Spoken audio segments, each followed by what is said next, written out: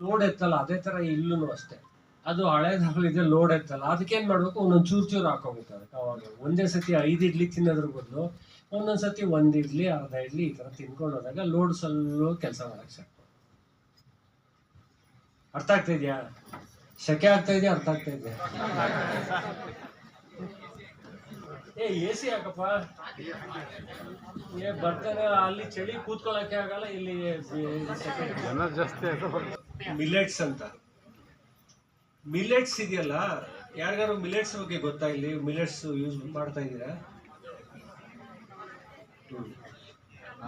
Millets ನಮ್ಮ ದೇಶದಲ್ಲಿ ಬರಗಾಲದ ಆಹಾರ. ಯಾವಾಗ ಮಳೆ ಬೆಳೆ ಚೆನ್ನಾಗಿಲ್ಲ ಆವಾಗ ಮಾತ್ರ ಅದನ್ನ ತಿಂತಾರೆ. ಈಗ ಸುಭಿಕ್ಷವಾಗಿದ್ದೀವಿ ನಾವು. ಅದರಲ್ಲಿ ನೀರಿನ ಅಂಶನೇ ಇರಲ್ಲ, ಇಟ್ ಡ್ರೈನ್ಸ್ ದ ಬಾಡಿ. ಯಾವಾಗಲೂ ವಾರಕ್ಕೊಂದ್ಸತಿ ಅದನ್ನೇ ಮೇಯ್ನ್ ಆಹಾರ ಮಾಡ್ಕೊಂಡು ತಿನ್ನಲ್ಲ ಮಿಲೆಟ್ಸ್. ಪ್ರಾಕ್ಟಿಕಲ್ ಆಗಿ ಹೇಳ್ತಾರೆ, ಯಾವಾಗಲೂ ಒಂದ್ಸತಿ ಒನ್ ಟೈಮ್ ಯಾವಾಗಲೂ ಒಂದು ಸ್ವಲ್ಪ ತಿನ್ಬೋದು. It's not our main food. ಮಿಲೆಟ್ಸ್ನೇ ತಿನ್ಕೊಂಡು ವೆಯ್ಟ್ ಕಮ್ಮಿ ಆಗ್ಬೋದು, but it's not a whole food ಅಂತ ಹೇಳ್ತೀವಲ್ಲ, ಆ ಥರ ಏನಲ್ಲ.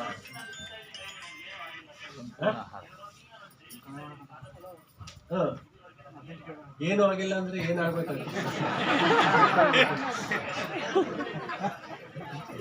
ಟ್ರೈನಲ್ಲ ಒಬ್ಬ ಚೆನ್ನಾಗಿರೋ ವ್ಯಕ್ತಿಗೆ ಡೈಲಿ ಈಗ ನಮ್ಮದ್ ಬಂದು ಕೇಳ್ತಾರೆ 3 ಹೊತ್ತು ಮಿಲೆಟ್ಸ್ ತಿಂದ್ರೆ ಇನ್ನೂ ಬೇಗ ಸರಿ ಹೋಗ್ಬಿಡುತ್ತೆ ಅಂತ. ಏನ್ ಸರಿ ಹೋಗ್ಬಿಡುತ್ತೆ? ಆಗಲ್ಲ. ನಾವು ಏನ್ ಆಹಾರ ತಿಂತಾ ಇದೀವಿ ಅದನ್ನ ತಿನ್ನೋಣ, ಜೊತೆಗೆ weekly once twice we can eat use the millets. It's not ತಪ್ಪು ಅಂತ ಅಲ್ಲ, ಅದನ್ನೇ ಮೇನ್ ಫುಡ್. ನೀವು ಅದೇ ಮೇನ್ ಫುಡ್ ಅಲ್ಲಲ್ಲ, ಅದೇ ಮೇನ್ ಫುಡ್. ಅದೇ ಹೇಳ್ತಾ ಇರೋದು.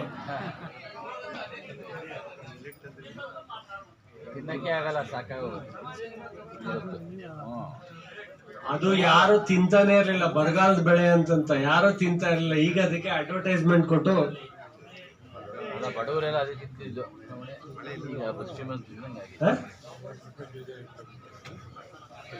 ಮುಂಚೆ ಬಡವರೆಲ್ಲ ಅದೇ. ಒಂದು ಕಲ್ಪ್ರಿಟ್ ಏನಪ್ಪಾ ಅಂದ್ರೆ ಗೋಧಿ ಇದೆಯಲ್ಲ, ಗ್ರೀನ್ ರೆವಲ್ಯೂಷನ್ ಆದಾಗ ಅಮೆರಿಕದವರು ಕೆಂಪು ಜೋಳ ಮತ್ತೆ ಗೋಧಿನ ದನಕ್ಕೆ ತಿನ್ನಿಸ್ತಾ ಇದ್ರು.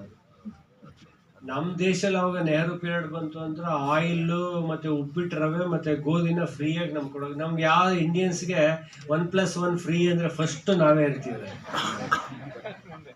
ಆ ತರ ಗೋಧಿ ತಿನ್ನಕ್ ಸ್ಟಾರ್ಟ್ ಮಾಡಿ. ಗೋಧಿಯಲ್ಲಿ ಪ್ರಾಬ್ಲಮ್ ಏನಾಗಿದೆ ಅಂದ್ರೆ ಜೆನೆಟಿಕಲ್ ಚೇಂಜ್ ಮಾಡಿದ್ರೆ ಜವೆ ಗೋಧಿ ಅಂತ ಬರ್ತಾ ಇತ್ತು, ಬಾಣ್ತಿರಿಗೆಲ್ಲ ಕೊಡ್ತಾ ಇದ್ರು, ತುಂಬಾ ನ್ಯೂಟ್ರಿಷಿಯಸ್ ಫುಡ್.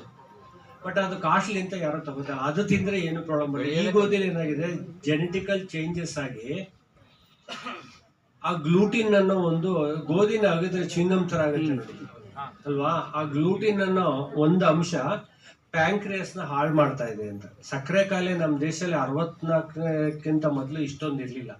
ಯಾವಾಗ ಎಲ್ಲರೂ ಗೋಧಿ ತಿನ್ನಕ್ ಸ್ಟಾರ್ಟ್ ಮಾಡಿ ಎಲ್ಲರಿಗೂ ಗೋಧಿ is one culprit for diabetic patient.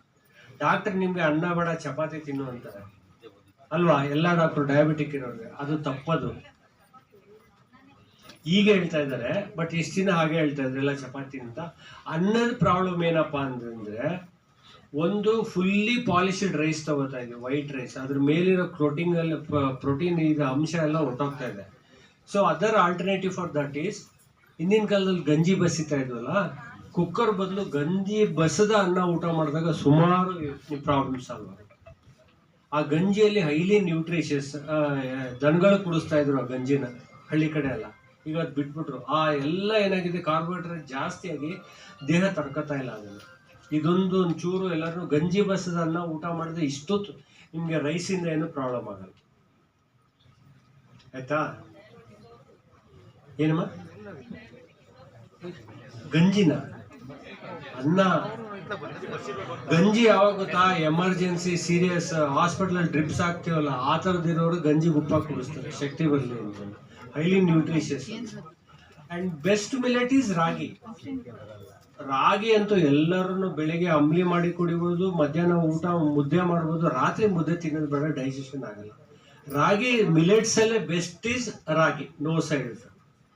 It is a time tested. 5000 ವರ್ಷದಿಂದ ಮನುಷ್ಯ ತಿಂತಾ ಇದೆ.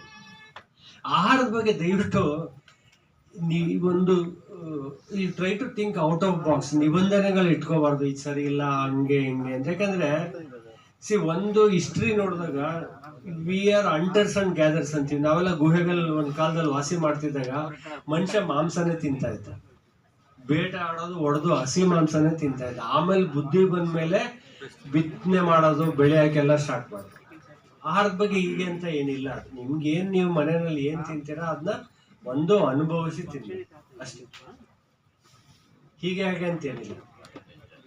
ಟೆನ್ಷನ್ ಅನ್ನೋದು ಹೇಳ್ತಿರಲ್ಲ, ಸ್ಟ್ರೆಸ್ ಅಂಡ್ ಟೆನ್ಷನ್ ಅಂತ. ಇವಾಗ ಟೆನ್ಷನ್ ಎಲ್ಲ ಯಾರಿಗೂ ಸ್ಟ್ರೆಸ್ ಇಲ್ಲ, ಸತ್ಯ ಹೇಳ್ಬೇಕಂತಂದ್ರೆ. When we are in hunters gathers, ನಾವು ಗುಹೆನಲ್ಲಿ ವಾಸ ಮಾಡ್ತಾ ಇರುವಾಗ ಆ ಮನುಷ್ಯನಿಗೆ ಮಲ್ಕೊಳಕೊಂದ್ ಜಾಗ ಇರ್ಲಿಲ್ಲ. ಮರದ ಕೊಂಬೆ ಮೇಲೆ ಮಲ್ಕೊಳ್ತಾ ಇದ್ದ. ಹೆಂಗೆ ಹಾವು ಬರ್ಬೋದು, ಕ್ರೂರ ಮೃಗಗಳು ಬರ್ಬೋದು, ಮಳೆ ಬರ್ಬೋದು, ಬಿಸಿಲು ಬರ್ಬೋದು.